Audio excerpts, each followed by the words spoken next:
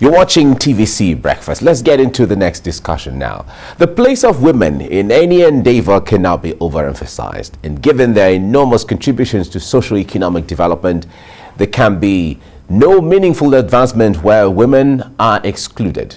There was a glimpse of hope in Nigeria in 2015 when some women made it to President Muhammadu Buhari's cabinet as ministers, that the 35% affirmative action yearned for would be achieved.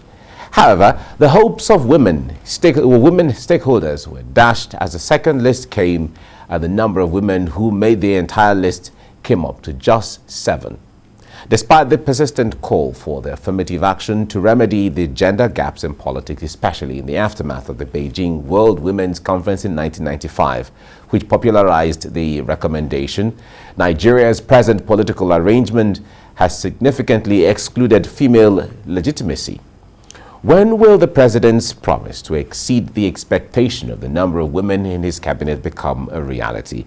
These are questions that Nigerians are asking because they know that women have what it takes to make a change. So joining me to discuss this is Margaret Oguntala, women's rights advocate and former vice president, Society for Engineers. It's nice to have you in the studio. Thank you. Great. You look amazing. Really, you look really good. Thank you. Thank you. Okay. Now, this discussion around women, I know you would have been involved in so many discussions around women. Are women ready for leadership? How strategic are women? You know, the need to give women a chance, and you know, leadership is not given a la carte. You have to work. You know, so many things around. But so many. Let us take it from the perspective of the woman.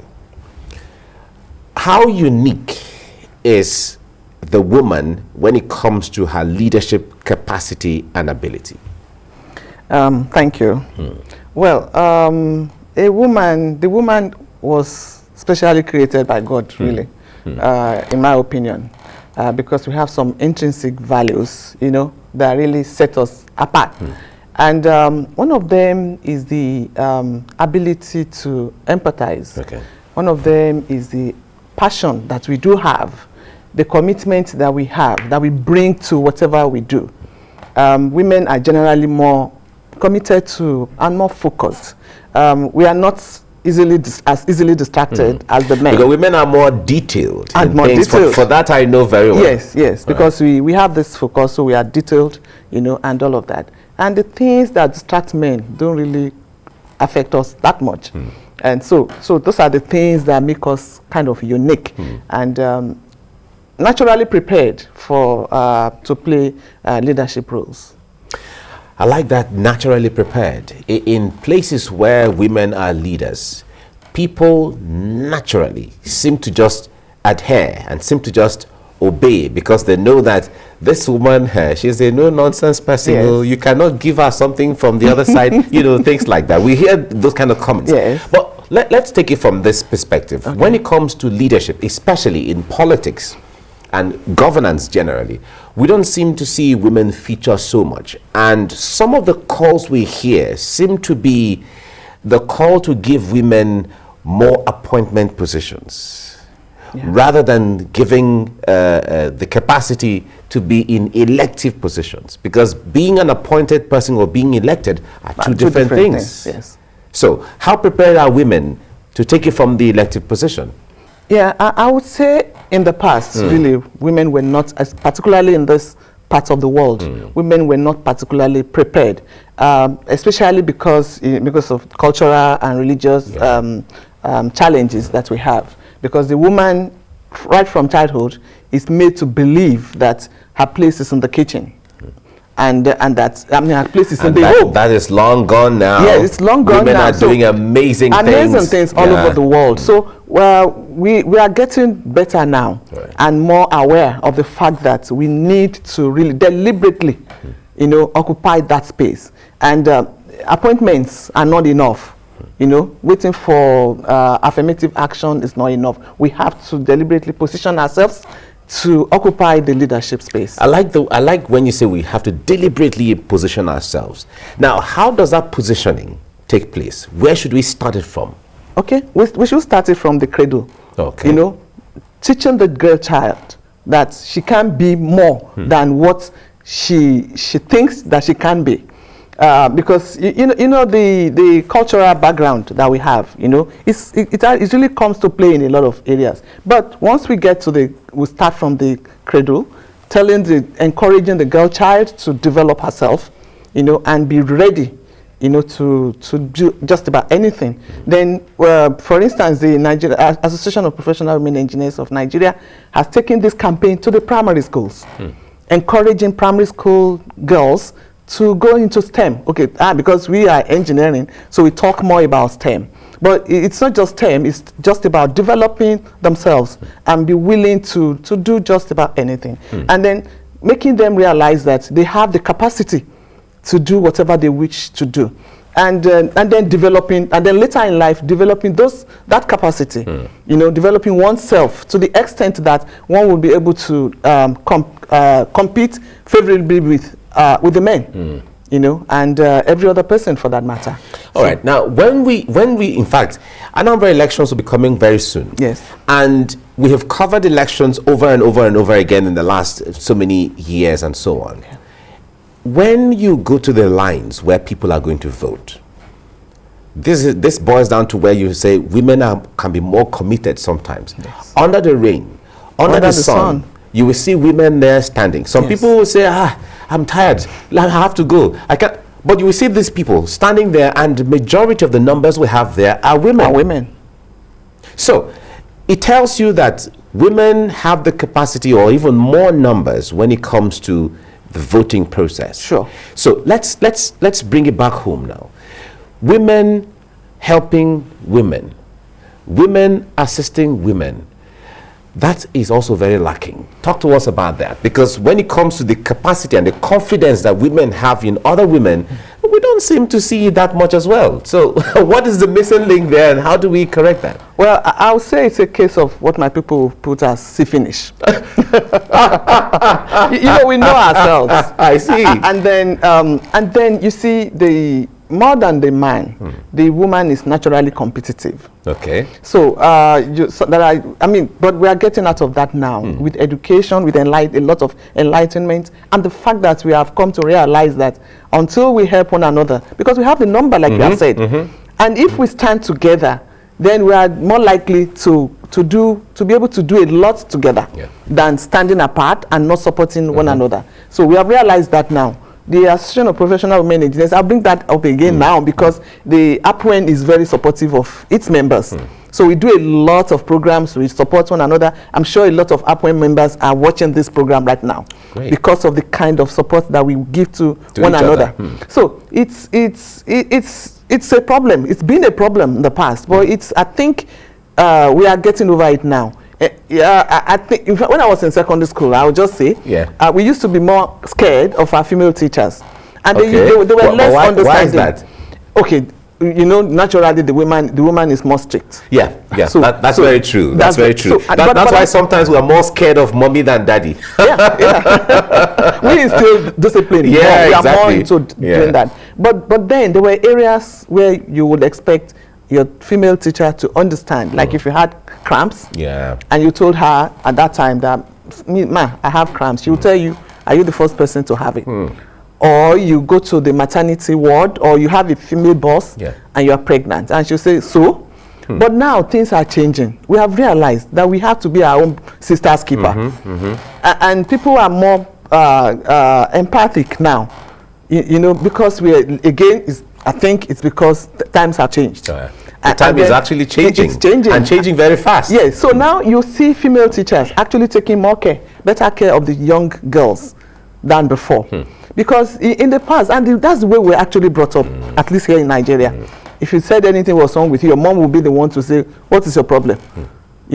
I mean, if the mom who is supposed to show understanding, the moment she busts you like that, that's all. That's all. So some of us relied on our fathers. Like I relied on my father to defend me, and because daddy always and so. But a lot of people got away with a lot of things when, even though sometimes what they claim may not be true. So sometimes they use that to generalize on those who have genuine reasons. That's why I said, that's why I use the word see finish at the beginning, because we also know ourselves and there are kind of antiques that we could be up to. Yes. But then, you know, with time, you also realize that, look, life is not all about, you don't generalize. And then the woman also has what we call the feminine instinct. So if you put it to action, you really can tell a lot of times when somebody is trying to play on your emotions and when the person is actually genuine. So now we are more supportive of one another, and I'm sure that it's just going to get better. Okay,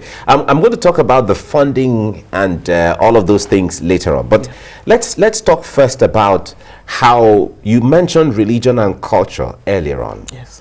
In Africa, or specifically in Nigeria, we have those things. We have a very strong attachment. We hold in terms of the bond we have with those things are really strong. Yes. Especially when in religion, that supernatural power, the God factor, it seems to have a male image. Okay. We see God as a man. As a man, yes. All the pictures that we have. All the pictures, in fact, all the stories in the Bible and Quran, God is the man, the Messiah is the man, you know, and so on. Jesus is the man. Exactly. Prophet Muhammad, you know. He's a man. Yeah, fine. All of those things transcend to us, and then it has to do with the way we and then also in culture, some of our deities, in fact, most of the very strong deity, they have this male, you know. So, and then we have the patriarchal lineage and so on. How are these things compounding the place of, or the roles of women generally, even though things are changing, but we still, you know, some of these things still have us as a string here and there. They still do. But how is it compounding the situation? Well, you're so right. I think it was in 2005, I went to, because busy as I was, I ensured that I was very active in the Parent Teachers Association of all my children. Okay. And then I was in the meeting of my last born, and we were about to elect the chairman at the AGM. And I indicated interest, you know. And then a woman rose and told me that, the chairman of the election committee was still wondering what to do. But the woman got up and said, Madam, look, a man is the head of the family. So that's just what you have said. The man is the head of the family. And this was coming from a woman? From a woman. And that's, so the chairman should naturally be a man. And then we can have a female vice chairman.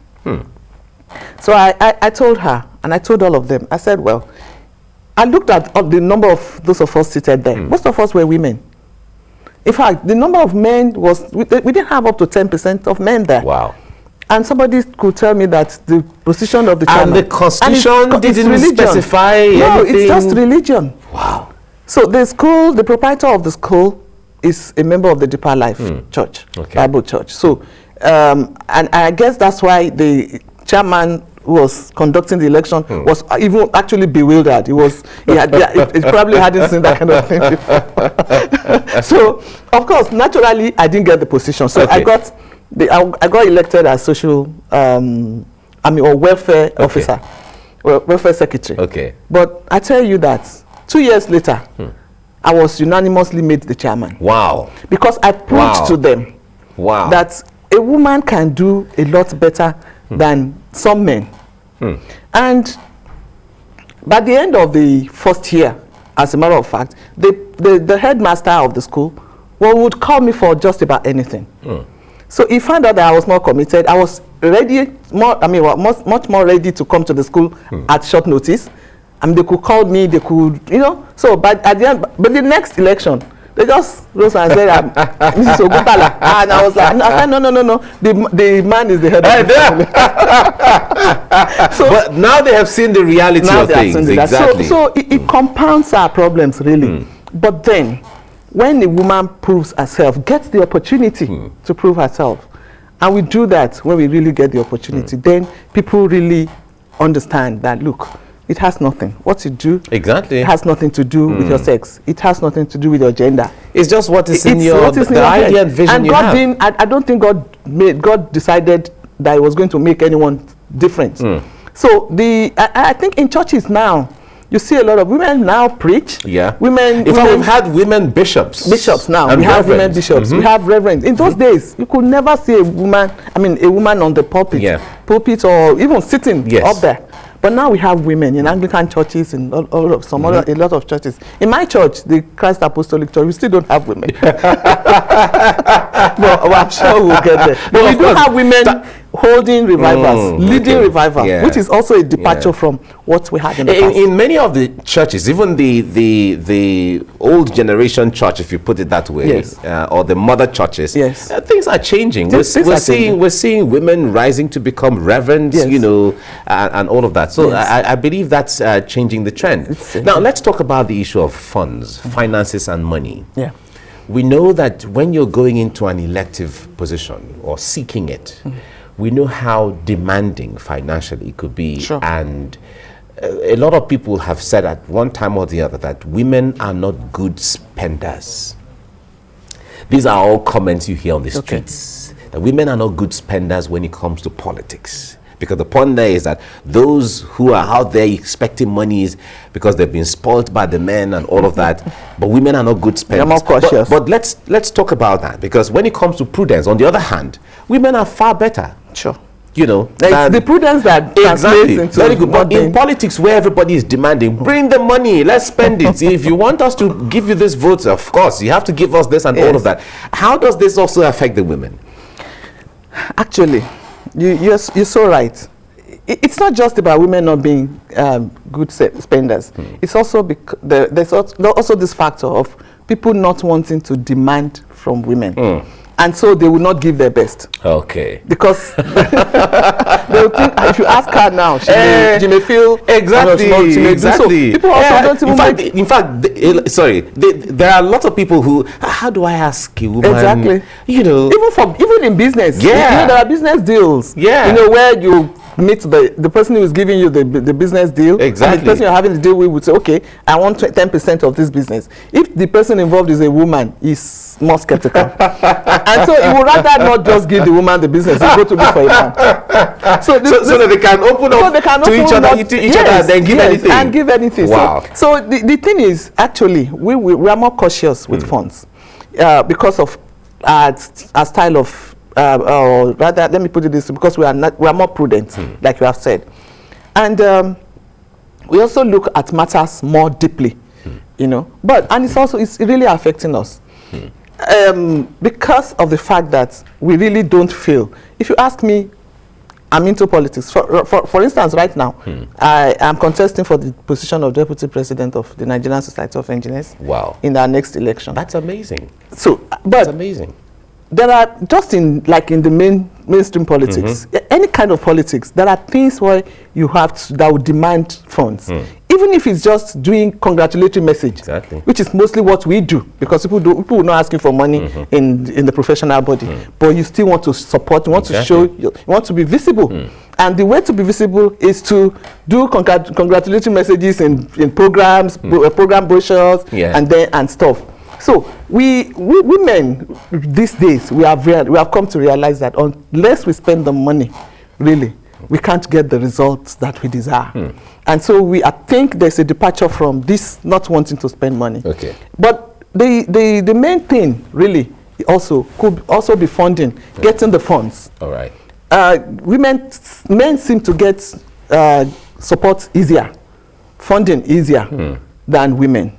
Because we women, a man could go to his friend and say, oh boy, I need, you must support me. But for instance, I would just be like, how do I go and meet this person? Hey, if I meet him, what if he says no? Or what if there are things attached later? So there are so many considerations. So because of that, we don't get the kind of support in terms of financial support as the men. Yes, but then again, because people have belief in you sometimes, they will just support you, even without asking. I've had people support, and call me and say, send me your account details. I know you are spending money, even just going around to the branches. We have 86 branches. which is Wow. much bigger than what President Buhari had to do. There are only 36 states and the FCT. but there are 86 branches in NSC, and you must cover some of them. That's nationally. Nationally. And you have to travel to all of those places? Not all, okay. but at least, cover a good percentage. So wow. it costs a lot of money to do that. They want people to see you. They want to see who they're going to vote for.